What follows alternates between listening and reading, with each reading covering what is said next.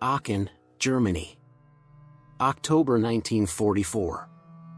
The city's streets are silent, but the air is not. Somewhere inside the old stone buildings, a single machine gun fires again and again. For one night, it holds the line against a tide of advancing American troops. By dawn, the city will be almost gone. And the story of that gun will vanish with it. In the autumn of 1944, Aachen stood on the edge of history. The city had been a symbol of German identity for centuries. It was also the first major German city to face the full force of the Allied advance. After the D-Day landings and the push through France and Belgium, the American 1st and 3rd Armies moved toward the German border. Aachen was not only a strategic objective. It was a psychological target.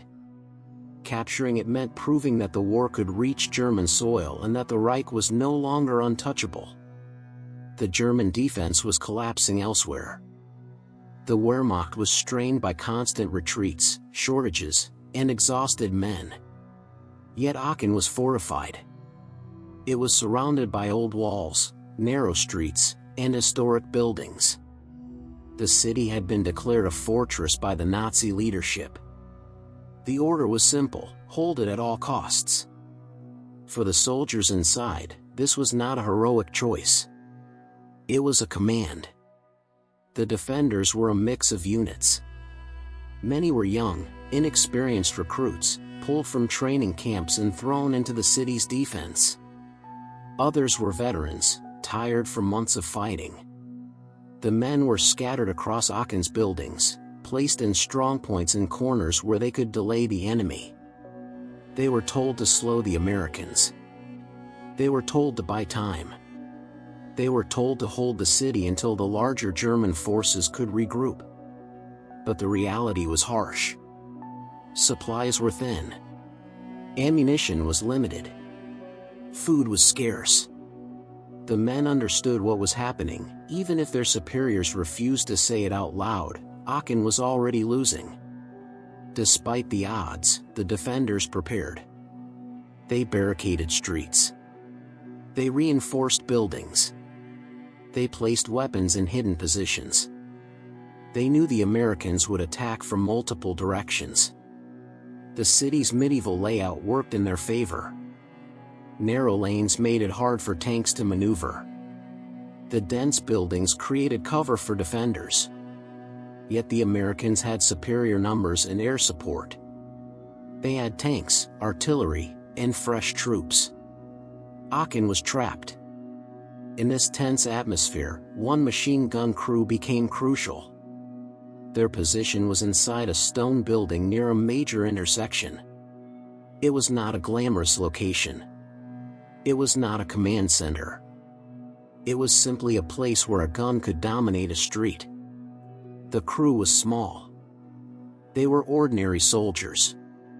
Their mission was clear: stop the enemy from advancing through the heart of the city. If they failed, the Americans would break through and the defense would collapse. The night began quietly. The city seemed frozen in fear. But beneath the silence, the defenders listened for the first signs of the attack. When it came, it would arrive with the noise of tanks, the roar of artillery, and the echo of boots on stone. The first American attack came just after dusk. The streets of Aachen filled with shadows.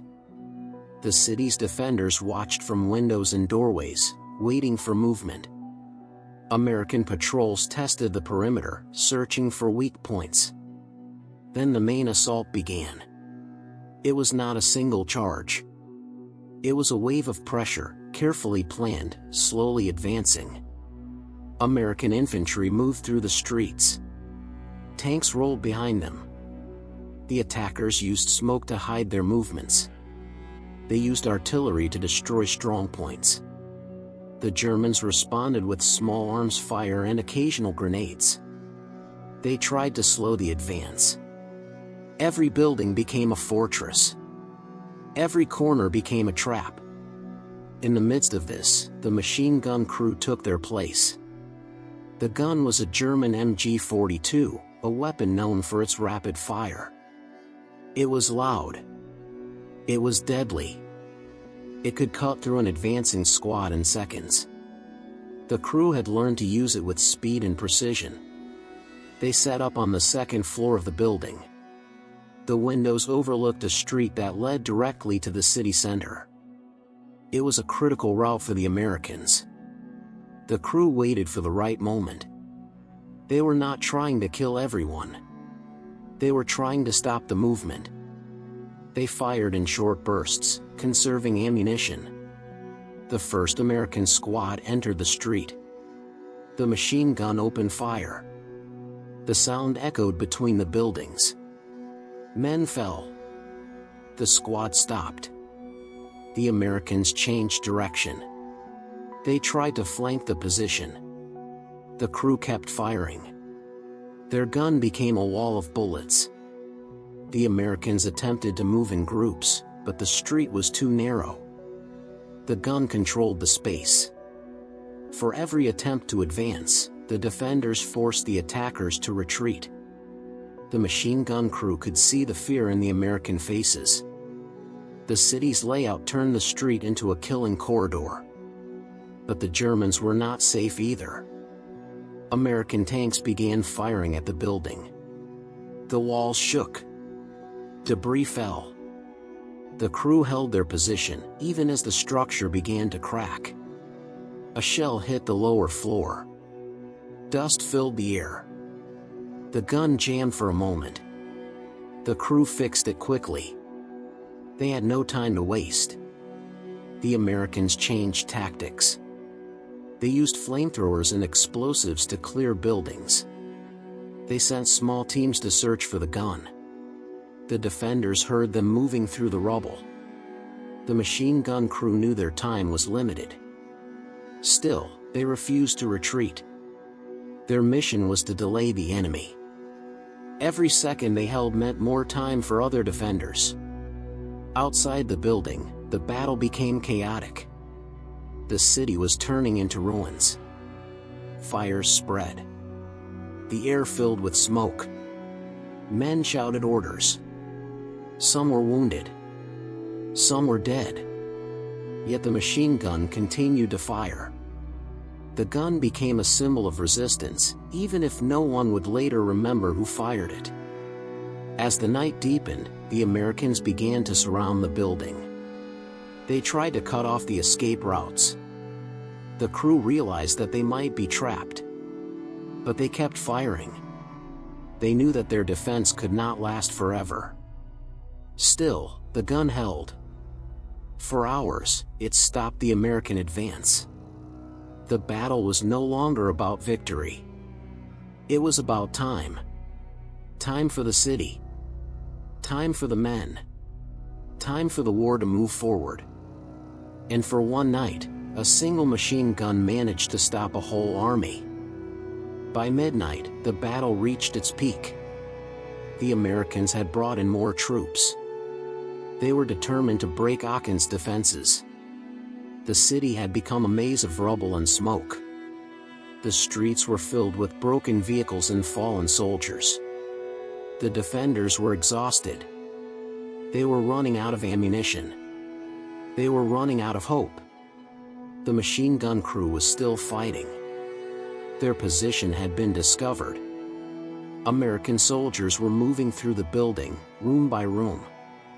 They used grenades and explosives. They fought in close quarters. The air was thick with dust and burning wood. The gun crew had to protect themselves from attacks from behind. The building was no longer safe. The Americans launched a final push. They used a tactic designed to overwhelm the defenders. They moved quickly, in waves, through the street that the machine gun controlled. The gun fired. It tore through the first wave. The second wave came. The gun fired again. The third wave was already too close. A grenade exploded near the window. The gunner was hit. The crew leader shouted orders.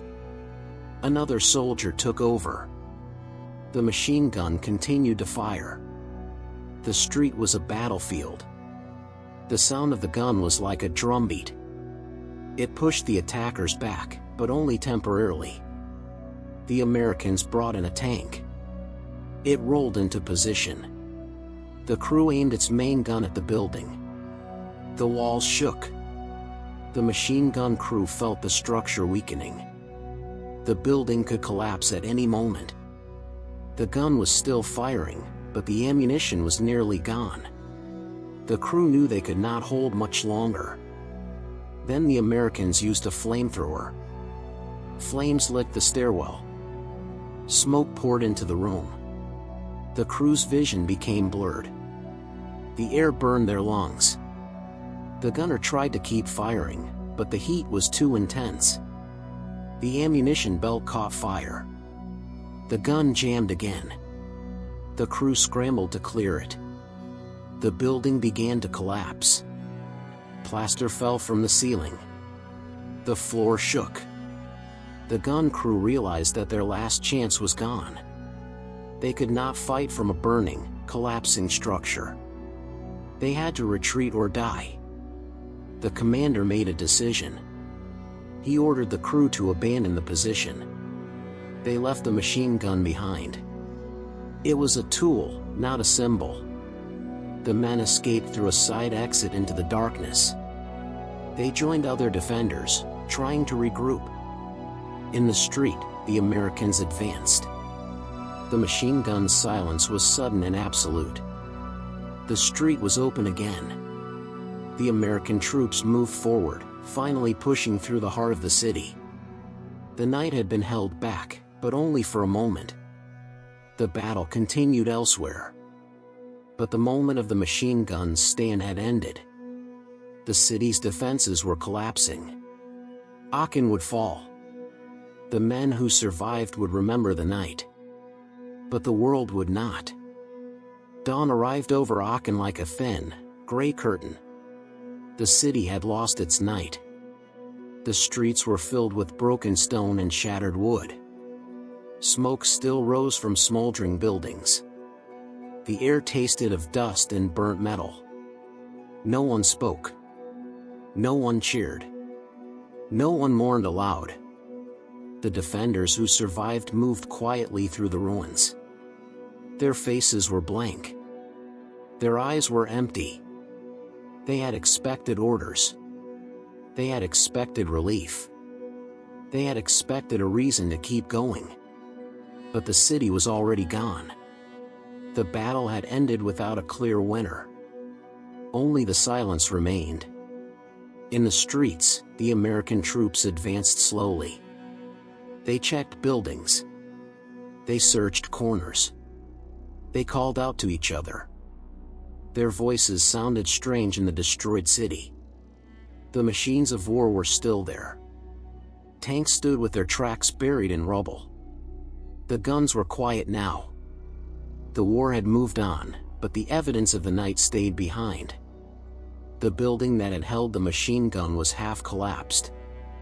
The windows were empty holes. The floor was covered with dust and fragments of brick. The weapon itself was missing. The street it had controlled was open. The route through the city was now free. The moment of resistance had vanished like smoke. No one left a marker. No one wrote the names of the men who fired the gun. No one recorded the night that one position had held a city for hours. The soldiers who survived were moved to other fronts. The ones who died were buried where they fell, or not buried at all. The city's records would list the battle in numbers. Not in names. Not in moments. Years later, Aachen would rebuild. New streets would be laid over old scars.